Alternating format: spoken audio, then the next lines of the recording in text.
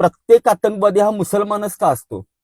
मला एकानं प्रश्न विचारला. हा बरं झालं प्रश्न विचारला, कारण बऱ्याच दिवसांपासून मला याचं उत्तर द्यायचं आहे. हे बघा, पूर्ण जगात जवळपास 195 देश आहेत ऑथराइज.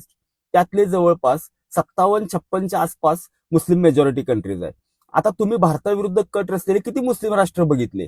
इजिप्तमधून आला, टर्कीमधून आला, अफगाणिस्तानमधून आला, फिजीमधून आला, इंडोनेशियामधून आला, आणि त्यांनी भारतातून दहशतवादी कारवाया केल्या.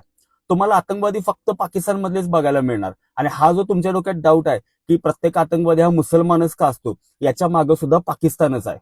तो कसा? तर भारताचा डिफेन्स बजेट आहे जवळपास $81 बिलियन आणि पाकिस्तानचा डिफेन्स बजेट आहे $9 बिलियनच्या आसपास. आता 1 to 1 युद्धात जर पाकिस्तान जर भारतासोबत युद्ध करायला गेलं तर ते कधीच जिंकू शकत नाही. त्यांनी 65च्या युद्धात असेल, 71च्या युद्धात, कारगिलच्या युद्धात हे आजमावून बघितलेलं आहे स्वतःची ताकद. भारताने जर मनात आणलं तर 2 दिवसामध्ये पाकिस्तानला भुईसपाट करू शकतो.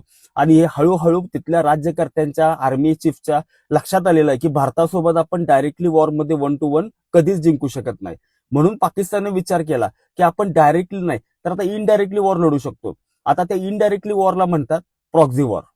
प्रॉक्झी वॉर म्हणजे समोरासमोर येऊन रणगाडे, तोफा, बंदुका, बॉम्ब घेऊन लढायचं नाही, तर तुमची चारही बाजूनं सामाजिक, आर्थिक बाजूनं, मोरल बाजूनं तुमच्या देशाची कोंडी करायची. फॉर एक्झाम्पल, पाकिस्तान नेहमी या प्रयत्नात असतं की भारतातल्या काही लोकांसोबत कॉन्टॅक्ट करायचा, आणि तो कॉन्टॅक्ट ते हिंदू सोबत कधीच करणार नाही. थोड्या बहुत प्रमाणात करतही असतील, पण मेजॉरिटी ते मुस्लिमच शोधणार. आणि त्यानंतर त्या बिचाऱ्याला वेगवेगळे आमिष दाखवली जाणार की तुमच्यावर कसा अन्याय झाला. बाबरी मशीद पाडली, मुसलमानांवर कसा अन्याय होतो, व्हाईट वॉश करून त्याला एका जिवंत बॉम्बमध्ये कन्वर्ट केलं जातं. आणि ज्याचा ब्रेन वॉश होत नाही त्याला पैसे देऊन विकत घेतलं जातं. आणि अशी वेगवेगळी आमिष दाखवून त्यांना ब्रेन वॉश केलं जातं. आणि कुठं आतंकवादी कारवाया करायच्या असतील तर हेच भारतातले मुसलमान वापरले जातात.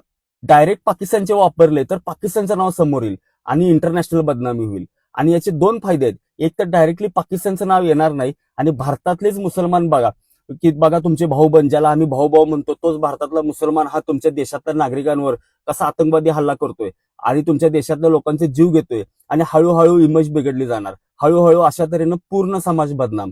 पाकिस्तान देशाबाहेर राहून डायरेक्टली वॉर न करता असा प्रॉक्झी वॉर जिंकत असतो.